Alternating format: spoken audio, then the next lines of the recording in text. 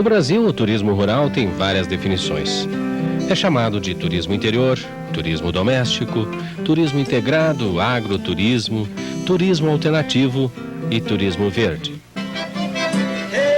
Voltada para um tipo especial de turista, essa atividade se destaca pela proposta de volta às raízes de grande parte da população mundial, os ex-rurais. Como a concentração urbana em muitos países é recente, milhões de pessoas, sempre que podem, mergulham de volta ao interior. Mesmo que por alguns dias ou horas, essas pessoas procuram, no contato direto com a natureza, uma forma mais saudável de vida. No interior, o turista tem a oportunidade de reviver situações específicas do meio. O contato direto com os peões, com os animais, as cavalgadas, as pescarias, caminhar entre as árvores, cachoeiras, rios e lagos, ouvir música, dançar e consumir uma infinidade de pratos típicos da região. Tudo isso é turismo rural. Bom, a Fazenda Pedras Brancas, ela já tem 100 anos, fez agora em janeiro, e nós somos a 4ª geração da família que está na fazenda, né? Toda a estrutura existente, hoje, ela vem ao longo desse tempo sendo construída pelos ancestrais da família. O que a gente fez, na verdade, foi simplesmente conservar o existente e melhorar em termos alguma coisa. Pessoal estressado, pessoal dos grandes centros, pessoal que tem uma atividade muito intensa, vem para a fazenda para fazer o seu relax. Com isso, a Fazenda Pedras Brancas hoje, ela praticamente tem todo o seu tempo preenchido, tanto durante a semana quanto no final de semana. Paralelo a isso, nós temos também a criação de gado, nós temos lavoura, né? E o projeto turismo, quando então não seria o básico da economia da fazenda, ele passou a ser o principal, exatamente pelo movimento, pelo fluxo, né? Com isso nós começamos a reformar toda a estrutura. Por exemplo, o restaurante era um celeiro velho, a gente transformou, remodelou ele para que fosse servido as refeições, né? A estrutura maior, que era o estábulo, de onde se usava para a ordenha, que era do gado leiteiro que se produzia leite na fazenda na época, ela também foi reformada, reestruturada e está sendo construída novas pousadas. Nós aproveitamos essa fazenda, que já pertencia ao meu pai. Ela tem 500 hectares, tem uma natureza bastante exuberante e pegamos uma casa que havia aqui, remodelamos e inauguramos a pousada com, na época, 8 apartamentos, né? 8 apartamentos com televisão, ar-condicionado, frigobar e rede assim na varanda, né? Então nós começamos com 8 apartamentos em 1990 e tivemos sorte que houve um movimento grande desde o início, basicamente para quem pretende investir nesse ramo. Essa pessoa já deve possuir uma boa área de terra, um terreno que tenha belezas naturais. Tendo esse primeiro item, tá, tem que partir para o segundo item, que é a construção civil, né?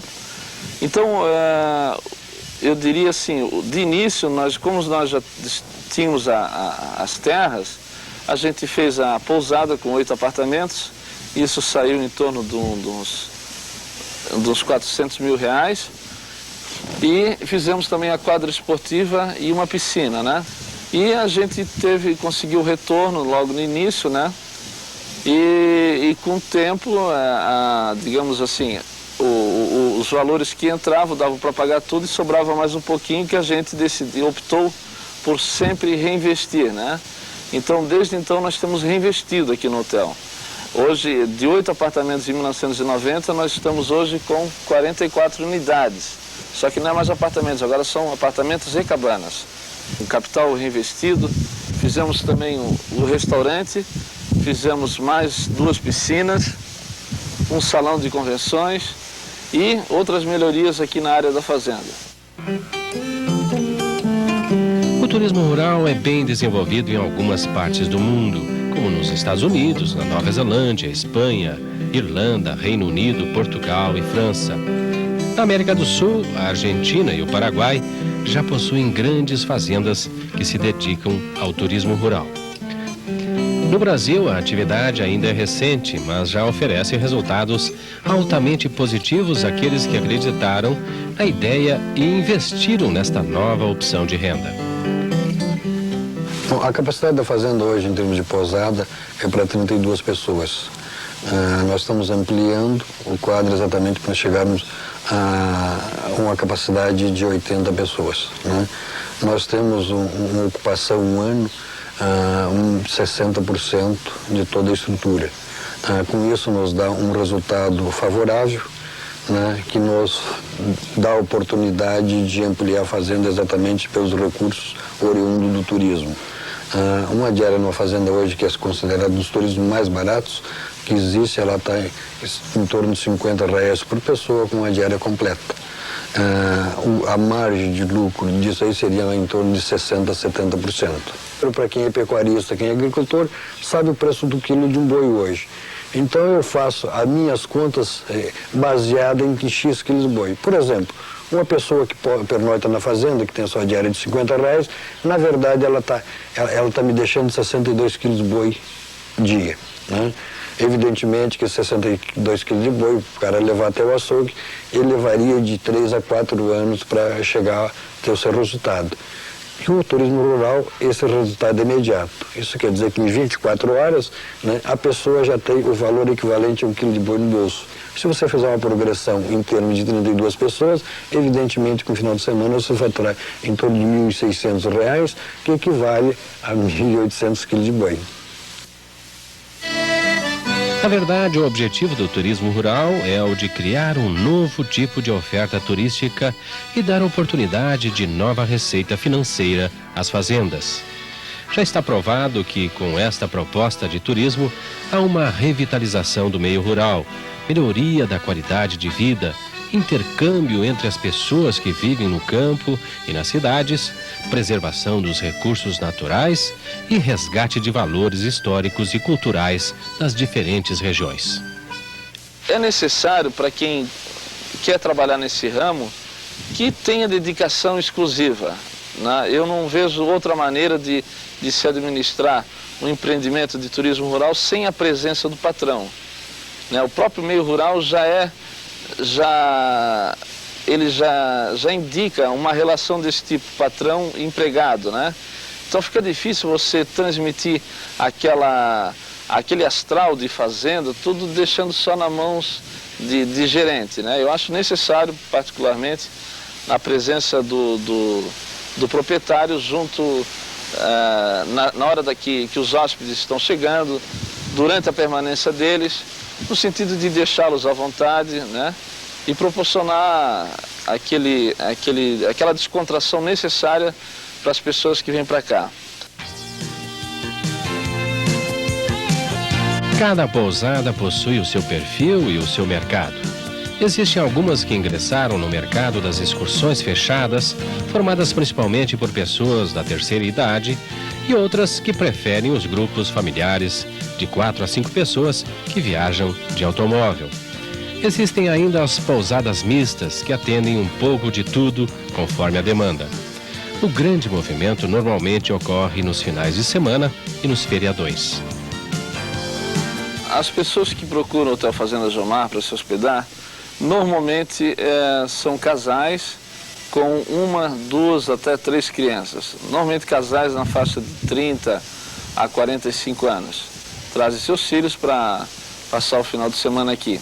São pessoas que 90% moram em grandes cidades, né? Sempre vem alguma criança junto, devido principalmente às opções de lazer existentes aqui.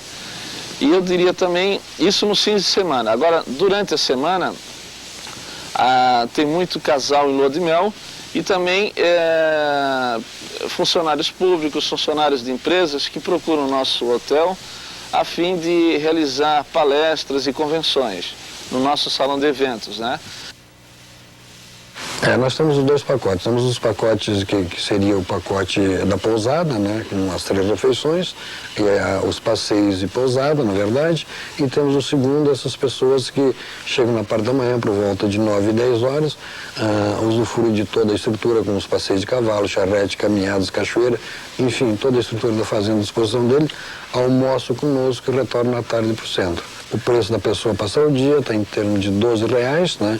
Incluído uma refeição, que seria o almoço, e os passeios na fazenda. Hospitalidade, gastronomia, esportes, lazer e instalações confortáveis, estes são alguns princípios básicos do turismo rural. As atividades oferecidas aos turistas em cada fazenda variam, mas a preocupação é sempre a mesma: fazer com que o turista se sinta na fazenda como se estivesse na sua própria casa. A estrutura da fazenda fica à disposição, então a parte de lazer, a parte de gastronomia, a parte de relax, toda ele que é feita a programação pelo próprio hóspede ou pelo próprio turista.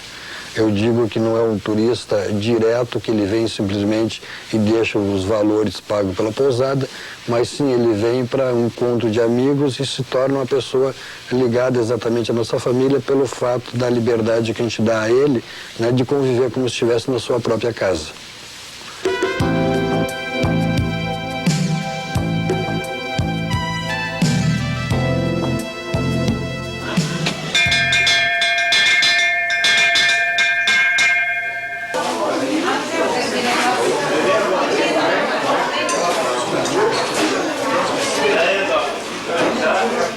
É servido 4 refeições, sendo que o café da manhã, o camargo, né, que é o de jejum, primeiro é tomado o camargo, depois o café, ao meio-dia o almoço e sempre tem um lanche à tarde, ou frutas, ou cafezinho com um biscoitinho, alguma coisa feita na horinha. E o jantar também é servido. A gente cuida muito para que os pães, as bolachinhas, tudo sejam feitos na própria fazenda. Então, tudo, cucas, tudo que é oferecido no café da manhã é feito na fazenda mesmo. Então, a nossa comida a gente chama comida típica, porque também é tudo resgate da nossa tradição, das minhas avós, da nossa família. Então, a gente serve a comida típica, é o quê? É o arroz carreteiro, que é feito com charque picado, né? O churrasco típico, né? E o churrasco nosso também é especial porque é um churrasco diferenciado. Ele é feito no moquém, em frente ao fogo da labareda, né? Então também é diferente, é tradicional o nosso churrasco aqui. Daí é servido feijão tropeiro com bacon, a quirera com defumados e saladas diversas. E um prato também que é muito típico nosso, que a gente sente que é só conhecida aqui na nossa região, é a moranga caramelada, que se come justamente com o churrasco. O jantar também não deixa de ser uma comida comum, porque é a comida italiana que se serve à noite, porque meu avô, a gente resgata tudo, como eu te falei. E meu avô era italiano, então uma das refeições, como o almoço já é típico da região, a gente procura daí lançar à noite a comida italiana. Então é feita a polenta, a massa caseira, com a galinha caipira ao molho e sempre um pernil de porco ou costelão que a gente faça. A nossa cozinha trabalham 4 pessoas. Tem a chefe de cozinha e eu que não abandono nunca a cozinha, uma por gostar muito e ter todo o cuidado que necessita para o nosso hóspede, né? Então a gente, com esse número de ajudantes e com uma chefe de cozinha, no caso, a gente serve até 100 refeições, se for preciso. A gente às vezes dá uma corrida a mais, mas com certeza nunca deu problema. E a gente está sempre com um esquema já mais ou menos formado, porque se chegam pessoas inesperadas, então a gente está sempre, já tem um certo cuidado para que isso não venha a dar consequências maiores, né? A diária no nosso hotel, que atualmente é R$120, a diária de casal, ela inclui o café da manhã, o almoço, o café colonial e o jantar. Inclui também aperitivos à base de carne e linguicinha, antes do almoço e do jantar. Inclui também o consumo livre de vinho e caipirinha, ou seja, o hóspede vem para cá, pode consumir à vontade o vinho e caipirinha. As refeições são todas servidas no nosso restaurante em sistema de buffet. A pessoa vai, se serve e tal. Cada vez que tem uma refeição posta na mesa, nós batemos o sino, ou seja, então as pessoas ficam condicionadas que nem na época de colégio interno de antigamente, cada vez que batia sino, tem comida na mesa. Fora esse aspecto gastronômico, quer dizer, vale lembrar que a comida é toda feita por pessoas aqui da região, né? Elas foram recrutadas aqui mesmo no interior de Santa Amaro da Imperatriz e elas fazem a comida regional, né? Bastante saborosa. Eu acho que o aspecto gastronômico tem que estar ligado às raízes culturais de cada região.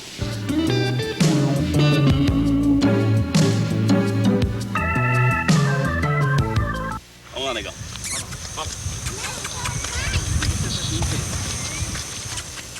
Bom, a cavalgada nada mais do que uma prática normal das fazendas.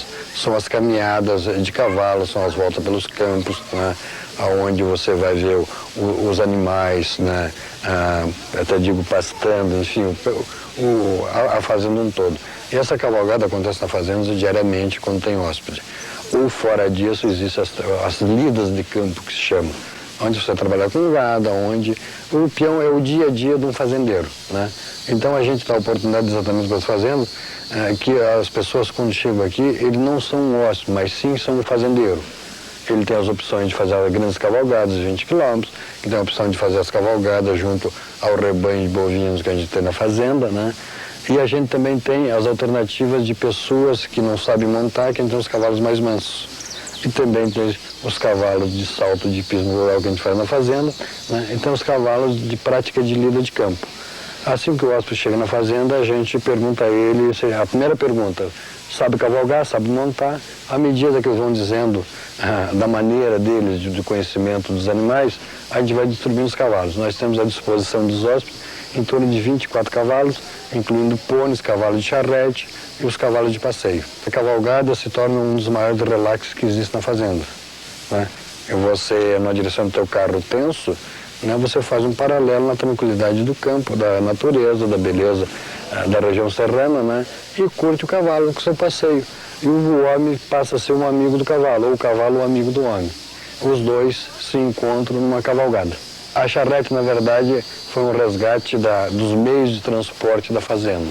A charrete a qual nós temos aqui era um dos avós da Sônia, né, que ele se locomovia do meio rural até o urbano, né, que era o único meio de transportes que ele tinha. Então isso se tornou rotina, se tornou assim, quase que uma tradição da região, né, os passeios de charrete. É um outro passeio que você também tem as trilhas, e lá vai eles com os cavalos recordando os velhos tempos.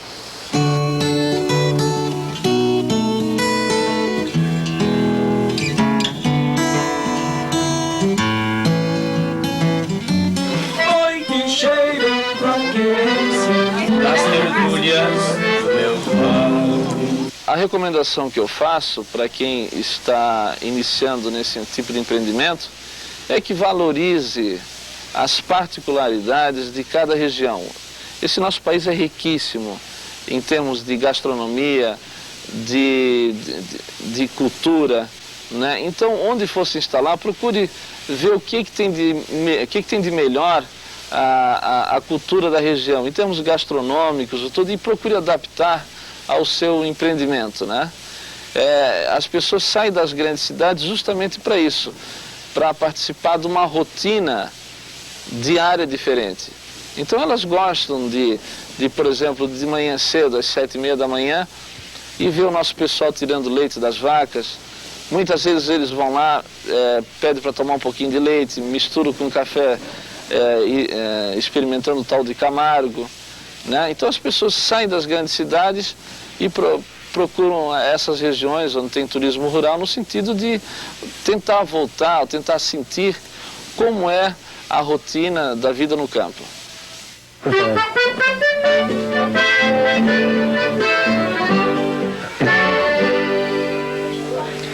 A Fazenda Pedras Brancas, ao longo do tempo do turismo rural também se preocupou não só com a gastronomia, com a volta às origens, mas também pela cultura e pela tradição.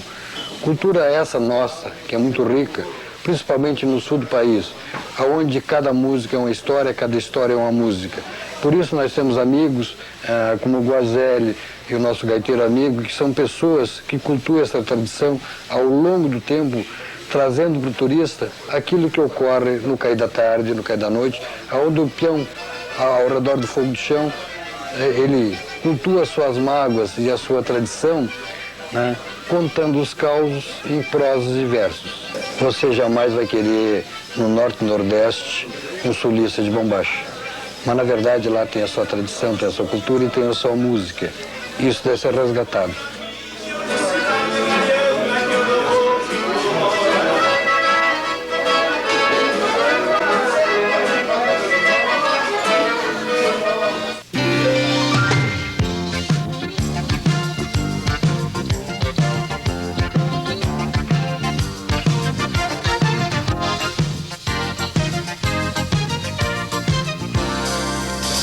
Bom, a caminhada ecológica, na verdade, nada mais é que a pessoa que vem, o turista, curtir a natureza.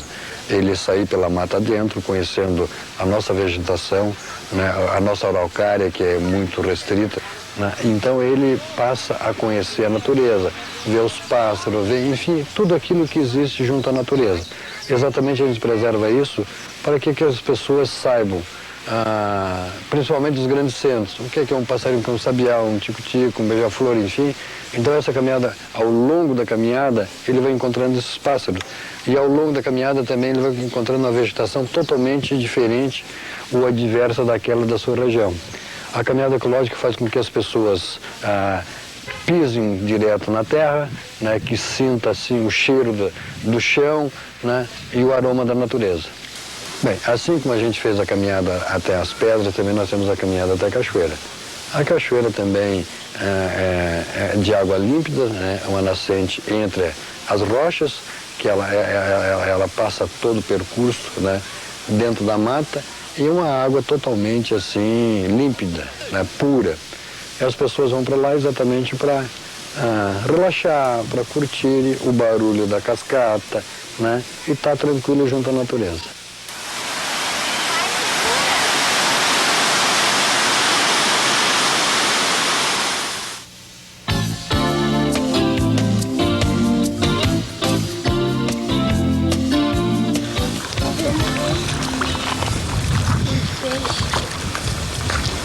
Uma das atividades de lazer hoje, sem dúvida nenhuma, em todo o país, é o turismo rural. E dentro desse enfoque, nós colocamos também o Pesca e Pague. Foi uma das razões da nossa atuação, do nosso investimento dentro dessa área. Nós temos certeza que ele vai contribuir também com o turismo rural. Nós aproveitamos esta propriedade, que tem uma área de 2,5 hectares, e implantamos o Pesca e Pague. Esse nosso Pesca e Pague, ele consta de 7 açudes, cada um deles em média com 1.000 metros quadrados. Portanto, nós temos de reserva de água para os peixes 7.000 metros quadrados. Apesar de a gente estar localizado próximo ao mar, que é a água salgada, a água marítima, nós temos peixes de água doce. Os nossos açudes foram implantados para peixes de água doce. Nós temos basicamente 4 variedades, ou seja, a carpa, a tilápia e o clarias, que é o bagre africano. Da carpa, nós temos as 4 variedades disponíveis, e a tilápia e também esse bagre africano, que é um peixe muito gostoso, bom de fisgar e também muito bom de panela. Como tecnicamente se recomenda que se utilize um peixe adulto por metro quadrado de água, nós teríamos disponível espaço para colocarmos tecnicamente 7.000 peixes. Agora, na prática, nós podemos colocar perfeitamente o dobro, ou seja, 2 peixes adultos por metro quadrado. Bom, então nós poderemos ter disponível área para colocar 14.000 peixes. Hoje nós estamos com 3.000 peixes. Bem, essa instalação aqui, como a câmera está mostrando, é lanchonete, né? Lanchonete e restaurante, onde o pessoal aproveita para fazer uma pequena refeição, se quiser até uma refeição completa. A base do que nós servimos aqui é exatamente produtos do mar, ok? Bem, aqui nós temos um espaço para 60 pessoas sentadas. São 15 mesas, cada mesa com 4 lugares, 60 pessoas sentadas. Bem, esta área aqui é uma área também onde você recebe o público, onde ele pode fazer uma pequena refeição, uma refeição completa. É uma área de pomar, tem até algumas pitangas, algumas frutas aqui, que a pessoa fica bem à vontade. Porque é um lugar muito arejado, próximo ao mar e próximo também ao nosso Pesca e Pague. Eu acho que é uma estrutura muito boa e, inclusive, nós estamos instalando agora, neste local, churrasqueira para uso do público. Esse local é a recepção, é onde nós recebemos o público, o usuário, que vem frequentar o nosso Pesca e Pague. Vocês observarem a câmera, aqui nós temos os caniços, as varas para pescar. A pessoa geralmente vem sem equipamento. Nós alugamos então essas varas. Além disso, nós temos a isca. É um produto preparado pela direção do Pesca e Pague, que a pessoa está capacitada então para fazer a pesca, com a isca e com a vara, sem que ele traga qualquer material. Além disso, nós temos a parte aqui também da pesagem do peixe. Depois que ele pega o peixe, ele pesca o peixe, é pesado e ele paga uma parcela por quilo de peixe pescado. Além disso, nós temos essa instalação. Se o usuário quiser levar o peixe limpo, o peixe é limpo também, ele leva para casa sem ter qualquer problema. É apenas colocar na panela ou na frigideira e preparar o peixe. Cuidado em manter os dedos sempre secos, para não estragar o pólen. Em seguida, passe os dedos com o pólen na parte feminina de outra flor. Depois, colha um pouco de pólen dessa mesma flor e faça o mesmo em todas as flores que estiverem abertas. Procure fazer a polinização manual em dias de grandes floradas. Quanto maior for a mistura de pólen entre as flores, melhor. A polinização manual deve ser feita em dias secos, sem chuvas, uma vez que a fecundação só ocorre se a flor permanecer seca por um período mínimo de 2 horas. Uma vez fecundadas as flores, os frutos demoram de 55 a 70 dias para amadurecerem por completo. A polinização manual é também recomendada quando se perceber que a quantidade de mamangavas são insuficientes para polinizar todas as flores. Por isso, não se recomenda o sistema latado em regiões onde a presença de mamangavas é pequena. Isso dificultaria em muito a polinização manual. Agora, está na hora de conhecer as principais doenças e pragas que atacam o maracujazeiro. Pragas e doenças. As pragas e doenças podem comprometer grande parte dos lucros, por isso fique atento. Inspecione constantemente a plantação. Faça um controle eficiente das pragas e doenças quando necessário, evitando assim prejuízos na hora da colheita. Quando for necessário fazer pulverização com algum agroquímico, procure fazer a aplicação na parte da manhã, de preferência antes das 9 horas. Consulte um engenheiro agrônomo para obter orientação do produto certo para controle de pragas e doenças. Ele também recomendará, através de receituário agronômico, aquele produto que menos impacto cause no ambiente. Tome muito cuidado com os agroquímicos, para não afetar as mamangavas que são de fundamental importância para a frutificação do maracujazeiro. Preserve as aves voadoras existentes em seu pomar. Os pássaros são muito importantes no controle das pragas. Vamos conhecer agora as principais pragas e doenças do maracujazeiro. Pragas. Uma das principais pragas que atacam o maracujazeiro é a lagarta, que causa grandes prejuízos comendo as folhas das plantas, principalmente daquelas mais jovens. De maneira geral, as folhas jovens de maracujá produzem substâncias tóxicas que protegem contra as larvas de insetos. Há, no entanto, uma espécie de borboleta cujas larvas toleram essas substâncias, provavelmente porque têm enzimas que digerem. Os ataques de lagartas ocorrem com mais intensidade na época seca do ano e nos períodos de brotações novas. Outra praga do maracujazeiro é o percevejo. Os percevejos sugam os botões florais e os frutos novos, fazendo com que fiquem murchos. Se o ataque dessa praga for muito forte, o fruto pode até cair. As principais pragas que ocorrem na lavoura do maracujá, podemos dizer aqui na nossa região, é a lagarta rosca no início, pode cortar alguma muda, lagarta das folhas, a broca dos frutos e o percevejo. Ocorre também algumas formigas cortadeiras no começo, logo após o transplante, é bom se tomar cuidado. Mas as principais pragas, as pragas mais importantes são essas. E o controle deve ser feito com produtos registrados, produtos que sejam eficientes. E se evitar ao máximo o uso de produtos químicos, né? E lançar a mão de práticas também que não se use tanto agrotóxico, tanto produto químico. Uma praga que pode ocorrer também é o nematóide. O nematóide ocorre aqui na nossa região. E uma prática que tem sido adotada pelos produtores é o sistema de rotação de culturas. Se faz o plantio no máximo 2 anos do maracujá numa mesma área, se cultiva por 2 anos, depois tira-se o maracujá e planta-se o chuchu. No caso do maracujá plantado no sistema de caramanchão ou latada, esteira de chuchu, onde se faz a rotação de cultura para se evitar o problema com nematóides, problema na raiz. A principal doença do maracujazeiro é a antracnose, que geralmente ataca na época das chuvas. O sintoma é o aparecimento de manchas nas folhas. Essas manchas vão escurecendo e aumentando de tamanho até causar a morte da folha. Nos frutos, a antracnose aparece em formas de manchas pardas, fazendo o fruto murchar e cair.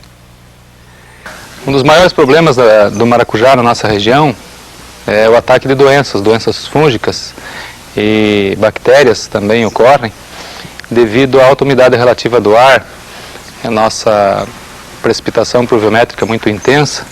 Então o aparecimento de doenças como antracnose, verrugose é frequente nas nossas lavouras. E essas doenças podem comprometer a cultura. Desde o início até o final da cultura, até os próprios frutos são atacados principalmente por antracnose.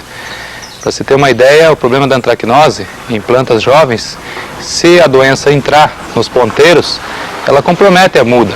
E o desenvolvimento inicial da muda é muito importante para que você tenha uma boa produção, uma lavoura bem conduzida. Se se perder o primeiro broto, o broto principal, que é o mais importante da muda do maracujá, vai se demorar muito tempo para que essa planta emita outro broto e desenvolva.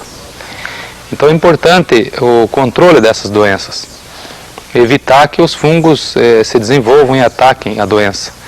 O problema da doença, ela ataca até o final do ciclo da lavoura, até os frutos, e danifica os frutos não tendo valor comercial no mercado. Fruto atacado por antracnose, atacado por verrugose, ou com um aspecto que tenha alguma bactéria também que possa ter afetado a planta, ele vai ter problema na hora da comercialização. É um fruto que não é muito bem aceito pelo comprador, pelo consumidor. Outra doença que ataca o maracujazeiro é a verrugose, que também mancha as folhas e os ramos. Os frutos atacados pela verrugose acabam perdendo seu valor comercial, uma vez que a casca fica deformada e com um aspecto feio. A verrugose já é um fungo que não ataca tanto, mas também ocorre aqui na nossa região. O controle é o mesmo da antracnose, né? Praticamente o mesmo produto que controla a antracnose controla a verrugose. Verrugose, como vocês podem ver, a forma tipo de uma berruga, né? Popularmente conhecida como uma berruga, formando uma deformação no fruto, na haste, na planta, em função do ataque do fungo e danificando a planta, danificando o fruto. Já a antracnose também, só que são duas doenças bem distintas de fungos, causadas por fungos diferentes. Então tem que se tomar cuidado desde a hora da seleção da semente, da classificação da semente para se fazer as mudas e se formar o pomar do maracujá. Uma vez colhidos, os frutos podem ter 2 destinos: consumo in natura ou industrialização. A forma de se colher o maracujá vai depender justamente da destinação comercial a ser dada a seus frutos. Se o maracujá for destinado ao consumo in natura, é necessário colher os frutos quando eles já estiverem maduros, ou seja, amarelos, mas ainda presos ao pé. Os frutos devem ser colhidos junto com o pedúnculo, que é aquele cabinho que prende o fruto ao galho. Com esse cabinho, o maracujá se conserva por mais tempo. Caso o maracujá seja destinado à indústria de sucos ou outros derivados, faça a coleta dos frutos caídos no chão. A colheita deve ser feita diariamente, ou no mínimo